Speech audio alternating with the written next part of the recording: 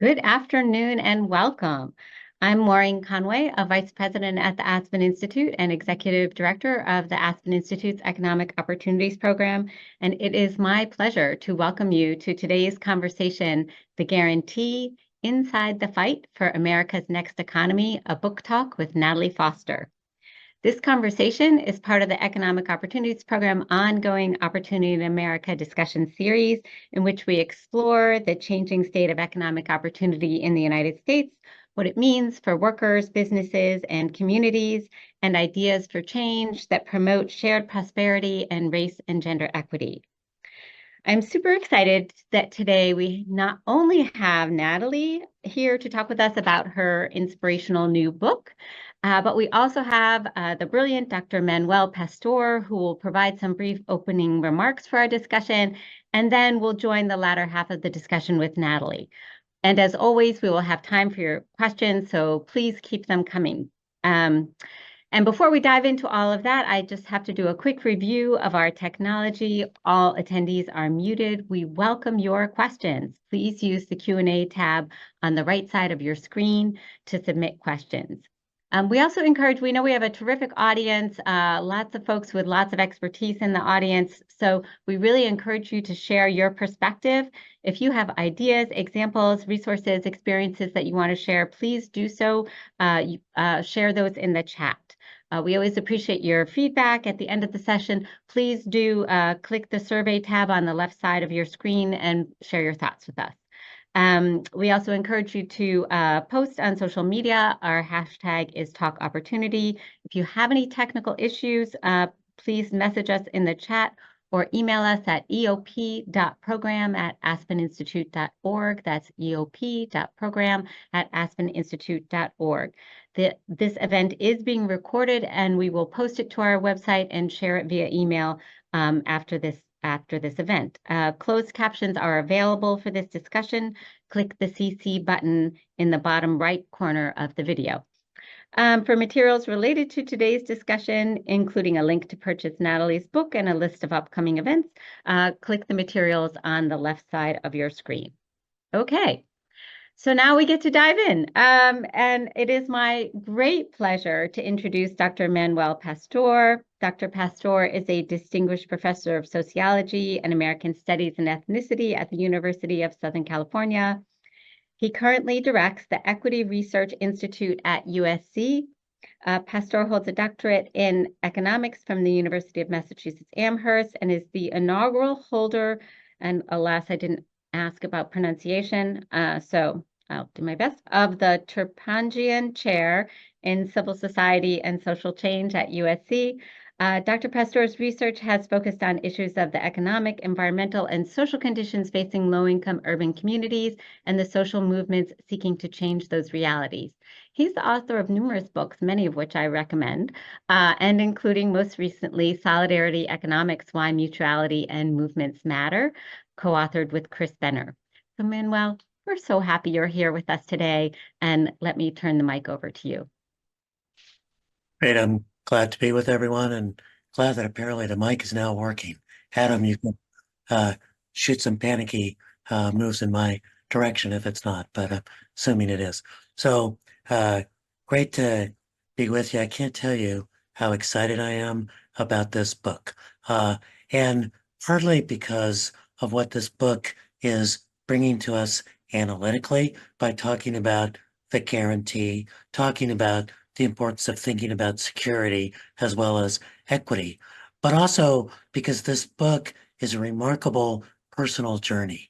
We really start with Natalie as a child, living through her own challenges and sometimes deprivations, being able to see the challenges that face others, finding her way to really her soulful mission of beginning to understand what it is we need to do to heal as a society from the racism and inequality that has plagued us for centuries and plagues us today, and how she moved from working in early digital efforts to get out the vote, to working on the Obama campaign, to what it is that she's doing today, and along the way, making so many friends who are my dear friends as well.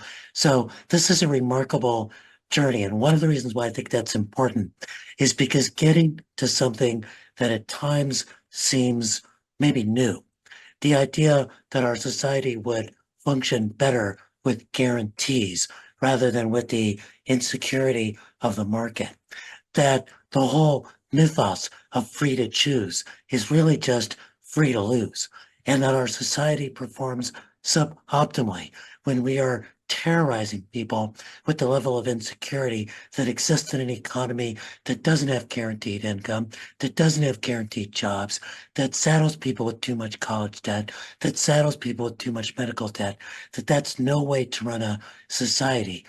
Beginning to understand that as a different framework means that we as readers need to take a journey, and Natalie takes us through her journey itself. So I was asked to set a little bit of context. And when I think about the moment we're in, I think about the fact that we really face three interconnected crises. One is the crisis of multiracial democracy.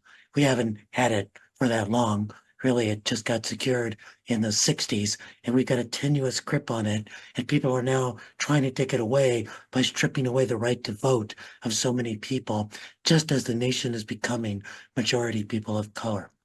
We've got a crisis of economic inequality, where the 1% has run away from the rest of us in a fashion that is so dramatic, we haven't seen it since the Gilded Age. And of course, we've got a climate crisis in which we're really cooking the planet and erasing our future. Now, the thing that connects all three of those crises is disconnection. The disconnection that our society feels as we're becoming a place where every community is a minority community. The disconnection that's profoundly there when you see someone who's houseless on the street and don't think there, but for the grace of God go I, but rather think, well, that's really just what the market delivered in terms of that person's own performance. And of course, the crisis of disconnection from Mother Earth and from future generations when we allow our planet to be in the situation that it's in. And the way to address all of those crises is to create a new politics of connection. And for that, we need a new economics of connection. Now, I am an economist by training. I got my PhD in economics, but I walked away from the field because it was so hard to be in a field that denied that racism could persist. It was so hard to be in a field that valued efficiency above equity. It was so hard to be in a field that ignored the common sense that if we treat each other better, we'll actually get a more productive and prosperous society. So I walked away. But in recent years, I've begun to walk back to economics, including with the book that was mentioned, Solidarity Economics. Why have I walked back, and how does this book play a role? I walked back because our society began to realize, and others began to realize, that economics is too important to be left to economists. And it needs to be filled with sociologists, with political scientists, with activists, and with people like Natalie Foster who just bring common sense to understanding that designing a society in which insecurity is the norm is designing a society that's bound to fail. The second reason I walk back is because there's a new generation of economists who have begun to be really interested in issues of inequality and also begun to realize that an economics of insecurity and scarcity breeds a politics of hoarding and polarization, and that politics of hoarding and polarization, of disconnection, dooms us all. So I have a lot of faith in this new generation of economists who's coming forward. The third reason why I've come back is because there's a new attention to empirics in our field of economics. And that is a beauty of this book. You know, economists have generally taught that raising the minimum wage costs employment without almost any evidence at all. And we've also taught that if you guarantee people that they will not fall to the floor that they will not have the incentives to work.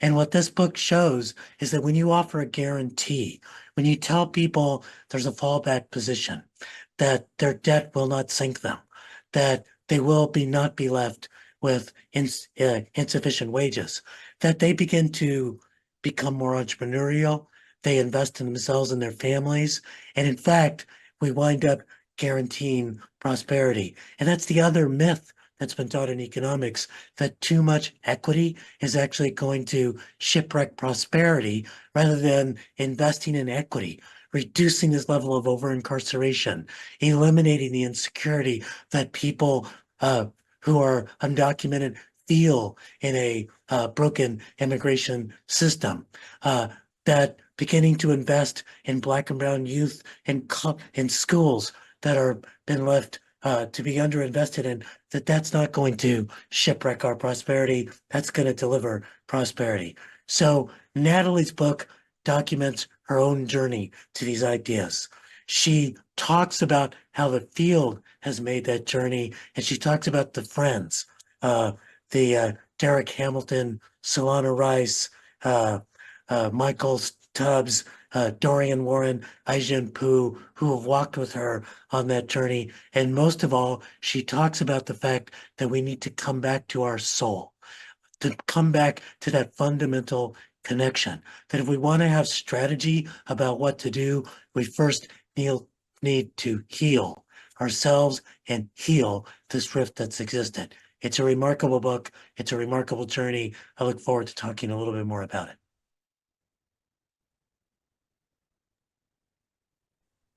Fantastic. Thank you so much, Manuel. That was perfect. It is a remarkable book, and Natalie is a remarkable person. So I am so delighted now that I get to formally introduce Natalie. Natalie Foster is co-founder of the Economic Security Project, which advocates for ideas that build economic power for all Americans. She served as digital director for President Obama's Organizing for America and the Democratic National Committee. She built the first digital department at the Sierra Club and served as the deputy organizing director for MoveOn.org. Natalie, I think we first met in like 2014. I think you were at Peers and we were like talking about gig economy stuff, and you were thinking about, even then you're sort of looking at that and you're going, okay, portable benefits, like let's think about like how do we bring stability and security to people in their working lives, in their economic lives, in their lives, right?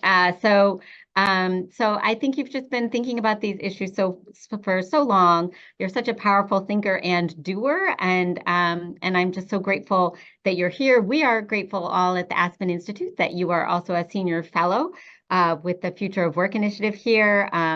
So thank you so much for writing the book, and thank you for joining us to talk about it today. And just to kind of jump right in, as I mentioned, you've been doing organizing and advocacy for a while, but and even Manuel talked about this, like this book is your story of your life, right? And so I'm wondering, just to start, if you could talk a little bit about, the things that shaped your worldview and drove you to focus on these issues, essentially this goal of economic freedom and self-determination for all. Sort of what drives you for that? I will answer that, absolutely. But first, I just want to say thank you, Maureen and Matt and the team at Aspen Institute, the Economic Opportunities Program, for hosting this. It's a real honor to be here.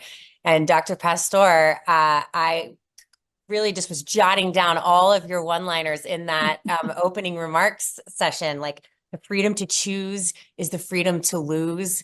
It just makes me think so much of the corporate concentration that we're living in. And your books, The State of Resistance and Solidarity Economics, have been really influential to me. So it's just an honor to be here. Thank you. And Maureen, your question is about what brought me here. And, I grew up the daughter of a preacher. I found organizing in college.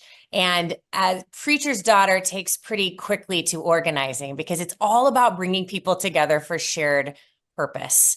and creating a community of people who want to see the world differently. And I got the opportunity to hear Dr. Cornel West on campus when I was in college, and he would say that justice is what love looks like in public. And that helped me understand that what part of what I want my mission to be is to create the justice, that we believe is possible in this country. So I would start organizing, and I would organize in a variety of ways. I'd use technology to bring people together. I'd think about organizing, as you point out, in new spaces like the then called the sharing economy, and have over the past decade thought about how you organize around ideas and organize to build economic power for all Americans, regardless of race, religion, or zip code. And I've been heads down building the guaranteed income work, which we can talk about. And I was really reflecting on Dr. Pastor's comments about economists, because it would be an economist, Derek Hamilton, who I would be sitting with in a room full of other economists who do exactly what Dr. Pastor was saying, and it focused on the numbers and the data. And it would be Dr. Hamilton who would say, what is the purpose of the economy? What is the purpose of the economy? There's like crickets in the room. He'd say, I think it is for human flourishing, that we could create an economy would allow for and support human flourishing. And as we stand now on this precipice of the age of AI, of the many crises that Dr. Pastor laid out, that couldn't be more important than ever to build an economy that supports human flourishing as well as stability for the American worker. I love that. That is fantastic. I love that purpose focus. And because I feel like in those spaces, what Derek's doing, what you're doing is really challenging what you get so often in those conversations. It's no, we can't, right? And you're sort of saying, yes, we can. Yes, we can. But anyway, we will get to that in a moment. I really did want to ask you, so I asked you sort of what drives you personally, but also, with your organizer, strategizer, as you always are doing, why this book, why now, right? So why was it important to kind of get it all into a book, and why is now the right time?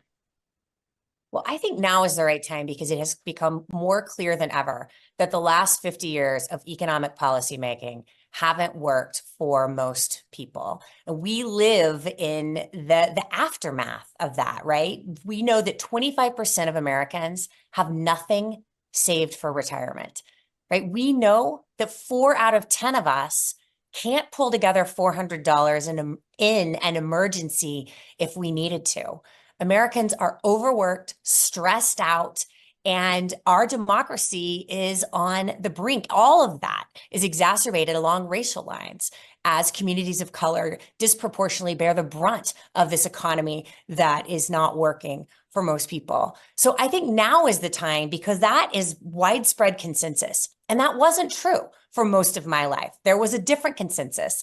The consensus for my lifetime was that actually we should have total faith in the market, zero faith in government, and people should pull themselves up by their bootstraps. That was the economic orthodoxy of the time. And it was assumed to be like the weather, right? Like something that we can't change. So we just have to put up a bigger umbrella. But that has changed over the many years, over the last few years. I think that really has changed since the 2008 financial crisis, when we saw 10 million homes lost. And we saw Black and Latino families lose half of their collective wealth overnight. And we saw the government support the banks, but not the everyday people. And that really has precipitated something different. I would also say it's not only that we can do this, but that it is already starting to happen. Part of what I've been very inspired by is the proof of concept of a guarantee economy that I see being built across the country. often piloted in cities and states, but actually now happening at the federal level, where we're guaranteeing things. I'm talking housing, healthcare, homes, the basics that we need to live a life of dignity and freedom and self-determination, as you said, Maureen. That's beautiful. So you are an expert in guaranteed income, and we're talking about guaranteed income. And you and I have talked about this over the years, and you've really very much influenced how I think about guaranteed income and what it can do and what it can mean for people. So I'm wondering if your thoughts, like how you think about guaranteed income and what it can do and what it can mean for people, has changed over time. And if you could just talk about that for a little bit. Yeah, I think one of the biggest changes is that it is real. It is possible and it is right here. So let me tell you a quick story. Over the last, 8 to 9 years, there was a student at Stanford University sitting in the library reading Dr. Martin Luther King Jr.'s last book. He would take notes in the margins, and that student was Michael Tubbs. He would take that dog-eared book of his to Stockton, where he would become the youngest mayor in American history. And he would take an idea that Dr. King talked about in his final book, a guaranteed minimum income, and he would demonstrate what it would look like if the United States took this guarantee seriously. And he would give $500 a month to 125 families with no strings attached. My team and I at the Economic Security Project were really honored to work with him on that. Around the same time, in Jackson, Mississippi, you have Dr. Aisha Yandaro building in the Magnolia Mothers Trust, which gave $1,000 a month to Black women in Jackson to build lives of economic resilience. And so these pilots started to get noticed, right? And media came into Stockton and Jackson, and Aisha and Michael started getting texts saying, hey, I want that in my city. And they open sourced their playbook. They invited others in, and we saw it replicate to 12 cities, 30 cities, 100 cities, all demonstrating what this guarantee would look like. We're up to 140 pilots now around the country. And then when the pandemic hit, lawmakers would reach for a tool that was already tried and tested. They would send stimulus checks to families. They would pass the expanded child tax credit, which is a guaranteed income for families with young children. If you have 2 young children, for example, that's essentially $500 a month with no strings attached that was sent to bank accounts of parents across America. So that was just, it was like political warp speed to have an idea be reintroduced back into circulation and move into the mainstream, right? And so as I put my head up, part of this book is realizing it's not just guaranteed income, that it's the guarantee of housing, of healthcare, of family care, of college. All of these have moved into the mainstream, and we've seen glimmers of what it would look like at the federal level, leading us to believe that this is possible in the United States. So I think that's one answer to your question, which is how I've moved on it. And I think the second answer is just really, it's in the title that I chose for the book, of the guarantee, that was the most fundamental aspect of it. And, we may start by targeting who gets it. In the case of the child tax credit, it's parents with children. It may be targeted by income, that is okay as long as it is guaranteed with no strings attached each month. And that has been one of the shifts that I've made, and leads me to really be supportive and excited about the guaranteed income movement around the country. Yeah, that's really great. I want to bring in a question that came in from our audience around this, because I think, that idea of a guarantee has really shown its power and effectiveness in giving people confidence in their ability to participate in the economy and sort of, have more agency and freedom in their lives. But there's been some backlash, right? And so there's a question about, sort of what your take is on moves to ban guaranteed income programs and how we should kind of respond when these sort of big ideas are so staunchly opposed um, by by people who would even oppose non-controversial ideas like giving kids free lunch. So Yeah, well, it's interesting to talk about the progress that we've made at a moment where we're also feeling and seeing and experiencing so much being rolled back, right, of our freedoms and other things we take very seriously. And so, I think we have to both hold the progress and the size of the problem at the same time, and that can sometimes be a real challenge. On the guaranteed income front, there are now 4 states that have passed preemption bills, basically banning pilots from using public dollars in cities in those states. And I actually think it's how this idea is serious, is because those who want to oppose progress are spending time and energy and money to try and ban it. But you can't actually ban an idea whose time has come. So I see a lot of fight back and pushback in those states, and I think that will grow. yeah, that's great. Okay, I want to switch back to something you were starting to bring up in the last part. The guarantee, as you were saying, there's guaranteed income, but there's other ways to shape it and other types of guarantees that you can have. It can be housing, it can be healthcare. So for folks who haven't read the book, can you sort of just briefly note the range of guarantees that you touch on?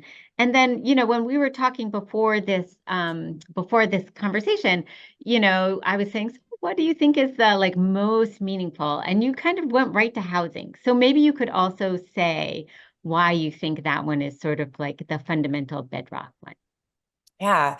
In the last few years, we've seen meaningful momentum on all 7. I trace 7 in the book. Now, I'm not suggesting the guarantee economy is limited to those 7. I just found very meaningful progress on the 7 guarantees that I tracked. So it's housing, it's the guarantee of income, healthcare, family care, good work, college, and an inheritance, also known colloquially as a baby bond. And yeah, I live in California, and my kid is 11. And over the last 11 years, we've seen the housing crisis explode in every corner of our state. And I think we're seeing that in cities across this country. What used to be invisible poverty and insecurity is now widely visible in streets across this country. And so I do think housing is one of the most important ones. And it is something that we've left entirely up to the private market for decades. And there is a shift underfoot to around that saying the market has failed us in so many ways. And we're starting to see more argument toward a guarantee of housing. I tracked Tara Raghuvir in Kansas City, who was a researcher actually with Matthew Desmond, and then started organizing tenants, built the Kansas City Tenants Union, and is now going to launch a federation of tenants unions around the country. And she was the first to articulate the homes guarantee being an umbrella that would hold so many of the different parts of housing, right? From evictions to rental assistance to protecting renters to affordability, right? It could all be wrapped up in the housing guarantee. And, I think there's really 3 parts to housing. One is to protect renters and tenants who are the most vulnerable in the housing market. But 2 is to produce more units. We just haven't built in this country market rate or affordable housing for decades. And so we need to be building more. And the 3rd is to preserve the affordable housing, that we do have in this country. And one place where we're starting to see kind of all of these come together is in Montgomery County, Maryland.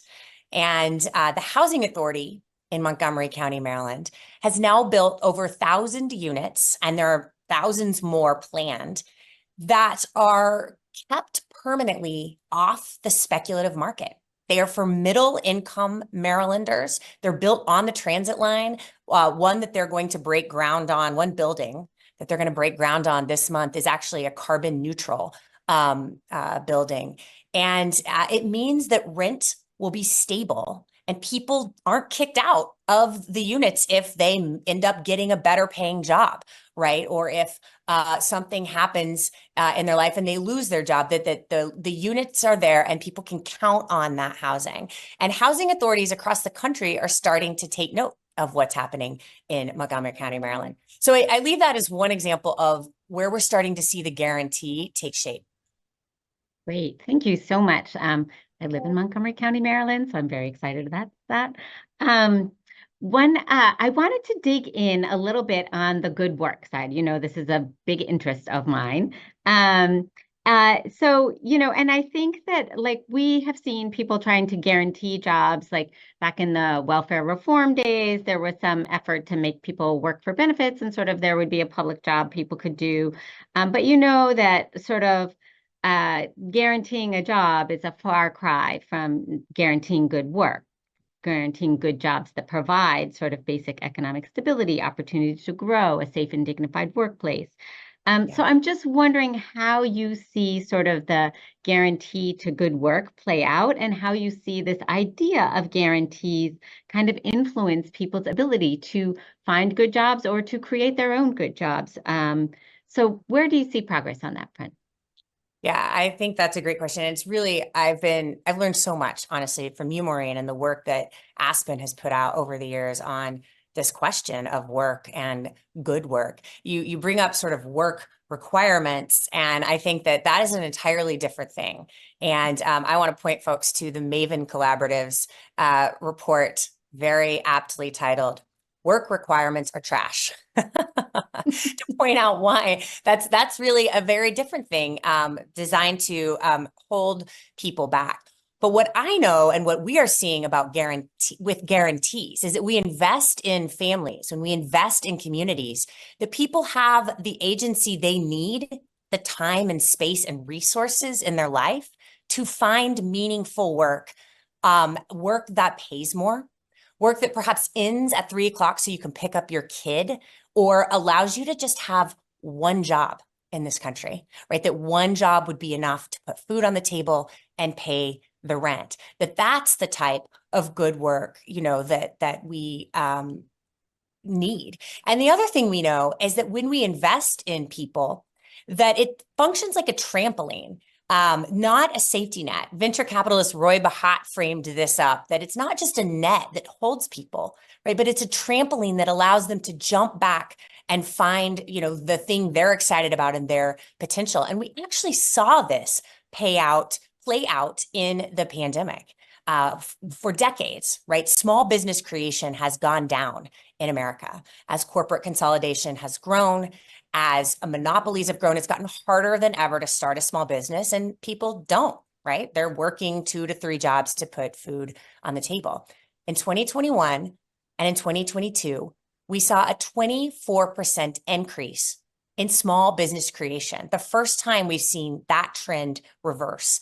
And I think it's because people had money in their pockets and they had just a little bit of a nest egg to be able to go out and start their own business. So that also is a part of the work question and how work and investment are connected. Yeah, that's great. I want to bring Manuel back now.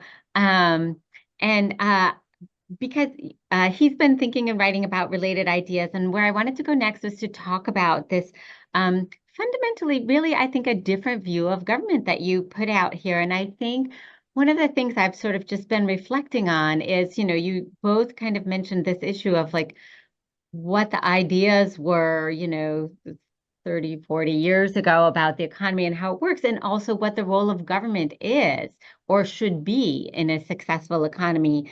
Really, we've had this idea that government shouldn't do anything in the economy, right? That it should just stay out of the way.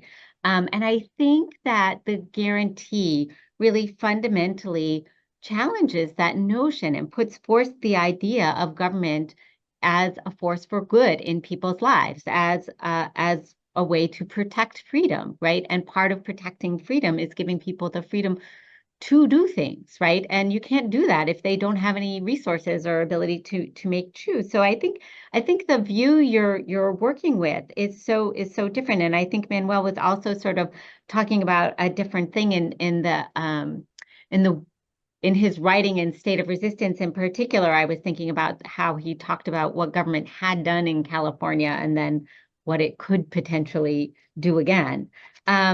So anyway, I just wanted you to both think about that a little bit and talk about sort of how you are thinking about reinvigorating, just basically reinvigorating this belief that government action can make our lives better. And Natalie, I'll let you kind of go first. Yeah, I think that's exactly right. It's a news story that says government has a responsibility for guaranteeing, basic economic rights for everyone, regardless of race, religion, and zip code. And that is a fundamentally different story than the one that we were told for so long, and that we're seeing government, do that across the board. Now, it also means that it has to work. Right. And I feel like there's two stories in this particular moment. One is the story of FAFSA, where students are entering college this fall, not knowing what their student aid is going to look like because our FAFSA situation was dismal. Right. So government has to work for people. At the same time, we rolled out direct file from the IRS, which is a free and fair filing tool that the IRS rolled out. And it worked beautifully. You probably didn't read about it because when it doesn't work, when it works well, there aren't headlines, about it. But it sits as an alternative to tax filing preparation that is charged, right? That charges people, and it saved people millions of dollars and a lot of time to just file taxes for free. And so those are two examples of where we see, government working in people's lives and not working, and knowing we need to make sure that it can. Yeah. Manuel, I'd be interested in your thoughts on this one. So I think those are important points. Like any academic, I'm going to kind of take a detour to the question I really want to answer, but it's related, which is I think that what goes on is that conservatives have, for any problem, offered the solution of the market. That is, if there's unemployment, let the wages fall, the market will take care of it. If there's insufficient housing, free the markets, it'll get produced. Even if there's an environmental challenge, let's use markets, cap and trade to resolve the problem. Quite often, the left will respond instead with the government, that the government needs to address racial discrimination, and it does, that the government needs to provide housing, and it does, and certainly that the government needs to constrain corporate pollution and protect our environment. But I think that what we argued for in solidarity economics, and I think what's behind what Natalie is saying, is that rather than turning to the market or to the government, we need to turn to each other. We need to understand the mutuality that brings us all together and how the government can be an instrument of that. And that's why democracy is actually so important. When you tell particularly communities of color that have long been left behind and kept behind, that the government is here to save them, the same government that over-policed, the same government that put redlining in place, the same government that underinvests in schools in your neighborhood, the government's going to do it.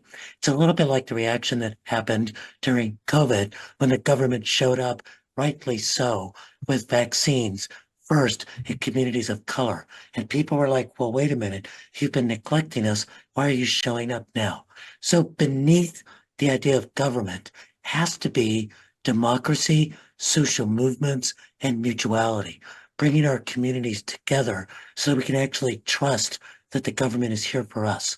And then the point that Natalie is making is that the government actually has to deliver. Now, Obamacare is popular. Imagine how popular it would have been if the website had worked the first day. So we need to be thinking about effectiveness. We also need to be thinking about how do we invest in social movements, community building, bridge building so people trust each other so they can trust the government.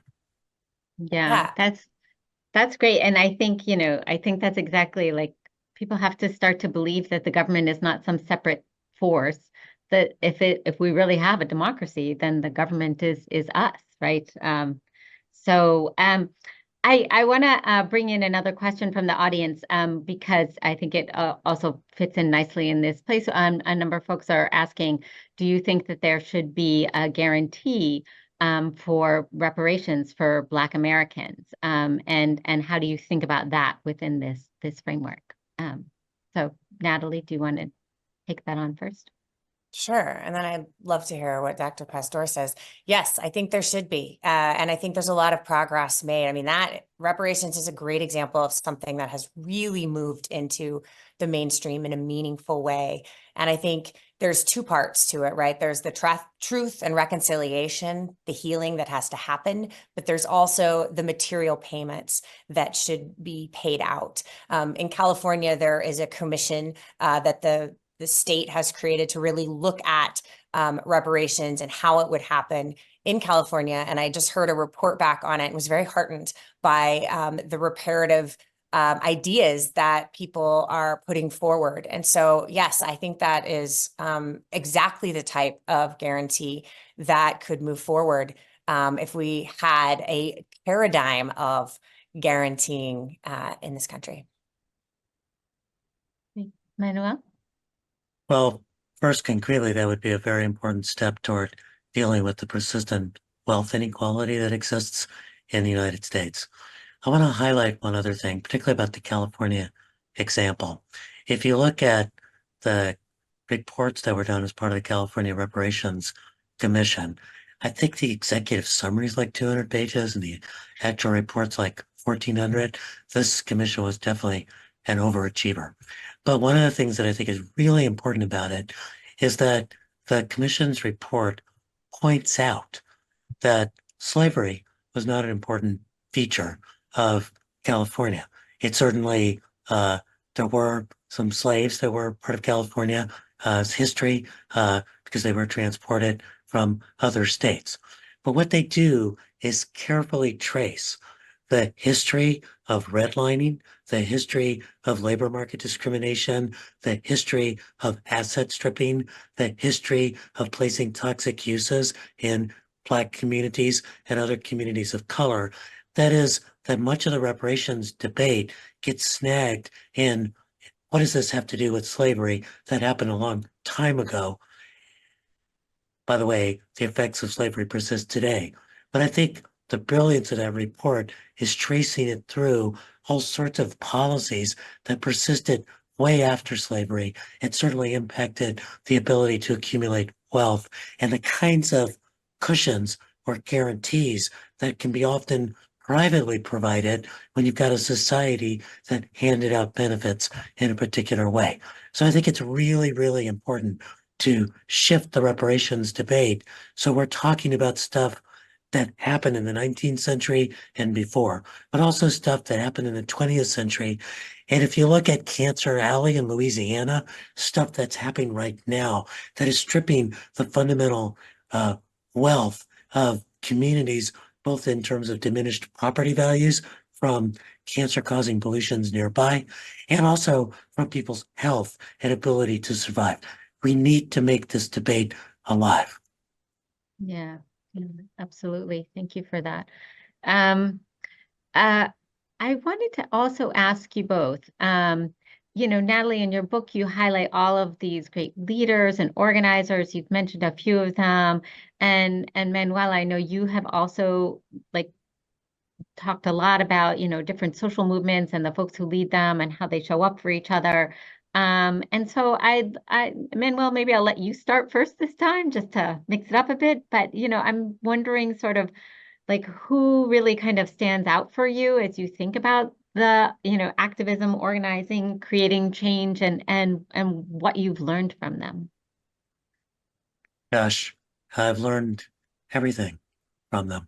I've, often said that the work that we do at the Equity Research Institute, which I had, is that we listen to organizers and then we add a few footnotes so that it seems more academic and established along the way.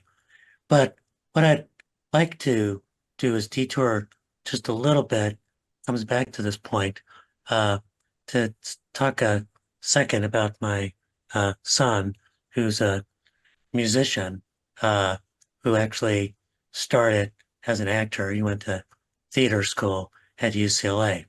This is the kind of career choice that does make a parent nervous, particularly a parent that grew up in working class settings and doesn't, didn't have a private cushion. You kind of worry what's going to happen with your kid. So one day I was sitting with my son, Joaquin, and I said to him, Joaquin, it was a very intimate male conversation, which means we weren't looking at each other. We were looking at the sun setting. And I said, Joaquin, why are you going to theater school? What is it that you want to do with your life? And he said, I want to make things of beauty with my friends.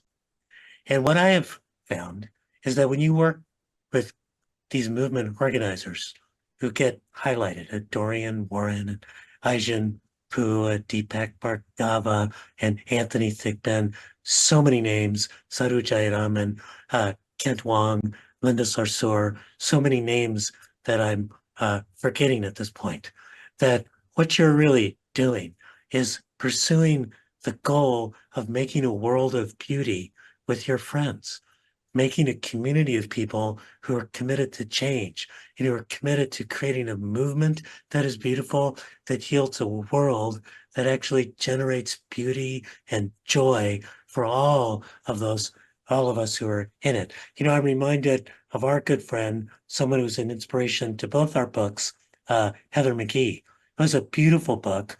Both of us quote from significantly the Some of Us. And really what she's trying to point out in there is that we have an economy that has traditionally been designed for some of us. But what would it be if we took that and instead designed an economy for the sum of us, for all of us to be able to benefit? And the only way you're going to do that, the only way you're going to create a world of beauty is with your friends. And that means listening carefully to these inspirational leaders who I think Natalie will agree, what's on the pages of your book are ideas you might have come up with just a little bit, but it's really just that you were listening to the people that inspire me and the people that have inspired you. Yeah, I think that's exactly right. I want to make things that are beautiful with my friends. Feels like a real life goal, and wisdom from your son. So thank you for sharing that. And it actually reminds me, one of the things I read as I was putting this together was this concept of hope punk. And what this is saying is, a lot of the stories we tell are grim, dark, they're dystopic, and humans are petty and greedy. And the opposite of that is noble, bright, where there's a hero who comes in and saves the day. Sometimes they have superpowers. But neither of those things are how change really happens, that it's done in a hope punk way, which is community coming together, building bonds, connecting, focused, stubborn, persistently focused on change, but knowing that there are sometimes moments where you don't go as fast as you want. You have to take a step back. There's a negotiation you have to make, that it's not perfect. And so I carried that idea into hope punk economics, the idea of hope punk economics being the way we're seeing these guarantees actually brought forward in the world. And it is precisely the work of so many of those you name, including people like Adi Barkan, who would spend the final years of his life fighting for a healthcare guarantee alongside his co-founder, Jamila Headley, who now runs Be a Hero. And just his life being such an inspiration in what it would mean to create a healthcare guarantee in this country, but his life also being part of saying it is about every one of us who lays awake at night, worried how we're going to pay the bills from the hospital, knowing that we live in the richest nation on earth and it doesn't have to be this way. Yeah, that's really great. I'm still like loving the idea of creating things of beauty with your friends is how to think about a career. That's wonderful. I want to switch a little bit back to guaranteed income, but I think this follows on the hope punk idea, Natalie. So, because there's the question from the audience of what have you found to be the most compelling arguments for guiding people to support guaranteed income initiatives? So, do you have like a hope punk messaging campaign? Yeah, well, I think one thing we're finding is that one place we can all agree is that is the ideas of freedom and agency and dignity and presence, the ability to spend time with people we love, to make things of beauty with friends. And I think freedom is something I've actually been thinking a lot about. You know, my book shares a book birthday with Nobel Prize laureate Joseph Stiglitz's new book. It's called The Road to Freedom. It's a play on the road to serfdom, which is one of the trickle-down economic sort of early texts. And The Road to Freedom talks about the freedom, right, picking up on FDR's freedom from fear, freedom from want, and talks about the way in which true freedom is impossible when there's deep economic insecurity and precarity.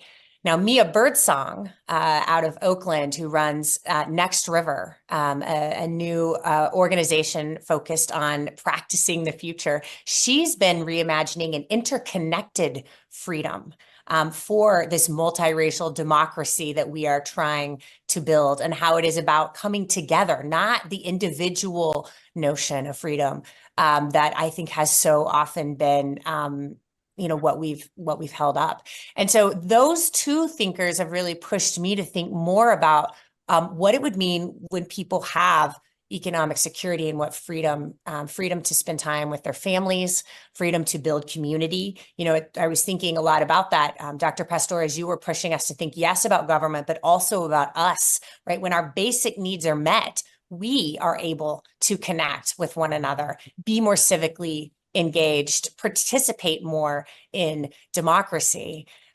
So that's one of the places I think that is really important, is that people deserve, you know, the ability to take care of their families and build lives of dignity. Great. There's another question from the audience about, you know, sort of now that we see that guaranteed income pilots work, how do we move beyond pilots to scale? What could that look like? Well, I can take that one too, and then I'd love to hear, you know, Dr. Pastor, some of your reflections on just how you take where else we've seen things go from pilots to policy. But I would argue that we know exactly how to do it now, and we saw it in the expanded child tax credit, right? For 6 months, that was the law of the land. The IRS moved quickly, immediately after Congress passed the bill, to start moving checks into parents' bank accounts to help parents with the rising cost of living, and to guarantee that check, you know, that would come in each month, and just a beginning of economic security. So I think that is one step in how you would pass a guaranteed income. But ultimately, it's policy. Policy is the way you scale this idea that's being demonstrated across the country. And I don't think anybody believes that, you know, the demonstrations are the end. They're just the beginning. They are here to sort of show us the way, to say, this is what it would look like. This is the data we get. People are less stressed. They are healthier. They go to the doctor more often. They find work at higher rates, and are able to sock away a little bit each month. That is the results we're seeing over and over from cities across the country that are running guaranteed income demonstrations. What I would add to that is that, you know, too often we think that a national strategy is a federal strategy. That is something we'll do in DC. And in fact, quite often what you need to do is instead continue to build at a locality and state level and bubble that up to national policy.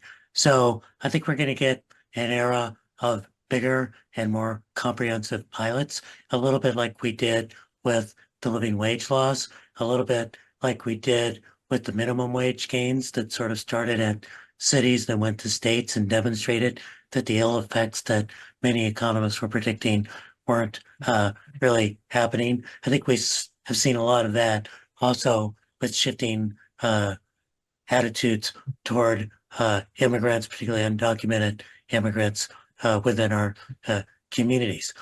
The one thing I think we can't avoid is that ultimately part of this comes up, how do we pay for it? And we're a very wealthy society. We can pay for it. And actually also the security that it generates leads people to be more entrepreneurial, to take more chances in the labor market, to be able to get a little bit more education, to be able to have more secure housing and not be trying to go to work while you're living in a car. And all of that actually will contribute to GDP growth. And that's something we need to be lifting up, the gains that can happen to all of us from these guarantees. But inevitably, we're also going to have to cross the issue of taxation and the fact that we've created a tax system that systematically has created extraordinary benefits for the top 1% going down to the, top 5% and actually put much of the tax burden in the middle. And we really do need to understand that those who are wealthy have gained from the public infrastructure, from our community investments, from a stable society. And to those who much is given, much is expected.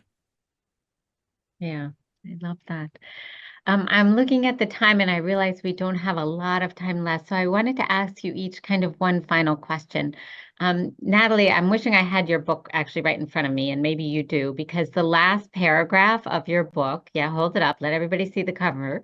In the very last paragraph, you talk about sort of the imagination to believe. And sometimes I think, like some of the questions we've gotten is sort of like, how do you convince other people that this works and that, things can be better and so on. But I think also sometimes there's a question for ourselves, like, how do we convince ourselves? How do we like hold on to that vision ourselves so that we can drive it forward? So I wanted to ask you both just like, what would be your final words of advice for our wonderful audience about how to hold on to that vision for themselves and keep their own inspiration for driving forward? Natalie, do you want to start? Yeah, that's such a excellent question, Maureen. I think one part of it is really acknowledging that so much of what's happening around us is unprecedented, and it breaks with the policymaking of the last 50 years, right? We would have been laughed out of the room with the idea of abolishing student debt in the Obama administration in which I worked, and it is now a Rose Garden event in the Biden administration. It is saying government has a role. We would pass, a moratorium for years where no one paid back student debt during the great crisis of the pandemic. And then government would just abolish debt, billions of dollars for students around this country. And so that is a new story and gets us closer to the idea of, debt-free higher education. And then that is happening around us now. It's also happening at the same time that our freedoms are being rolled back and that democracy is right on the brink. And so I think it is so important that we have to believe what it is possible we can build in this country, that there is proof of concept here, that there are advocates and activists who have been laying the groundwork so that in a moment, in a crisis that would come, ideas would be picked up and they would be moved forward at the federal level in a way that would break with, the policymaking of the past. So that's the story that I think it's important to hold. That's really what's at stake this year. And I'll with the final words that have been really meaningful to me. Advocate Mariama Kaba says, hope is a discipline. Hope is a discipline. So some days it doesn't just come naturally, and some days it feels even harder than ever, but that it's a discipline we cultivate so we can leave a better life for our kids. Yeah. And Well, my kids give me hope. I already shared with my son said, my daughter's equally inspirational. One other thing that gives me hope is when academics like myself realize that they don't need to repeat what was brilliantly said by their colleague. So all I really want to say is ditto, off stage, on time. Thank you for writing this book, Natalie. Yes, thank you so much. Thank you, Natalie. Thank you all of you for joining us today. Many thanks to my colleagues at the Economic Opportunities Program for helping and supporting today's event. Please do take a moment to respond to our quick feedback survey, which you can find in one of the tabs on your screen. You can also send us an email at eop.program@aspeninstitute.org. Let us know what you think. We always love to hear from you. We have a number of great events coming up over the next couple of months, which you can register for on the feedback survey. The next step is The Workers Behind Our Groceries, a book talk with Benjamin Lohr, author of The Secret Life of Groceries. That'll be on June 21st, and we're doing that in partnership with our colleagues at the Food and Society program at the Aspen Institute. We also have 2 events coming up as part of our Job Quality in Practice series. One is Tapping into Worker Voice to Improve Job Quality, Lessons from the Talent Pipeline Management Network on July 24th in partnership with the U.S. Chamber Foundation. And the next after that is Seizing the Moment on Worker Rights, a toolkit for organizers and practitioners on September 4th in partnership with Workshop. So please join us for those, and we hope to see you again. Thank you.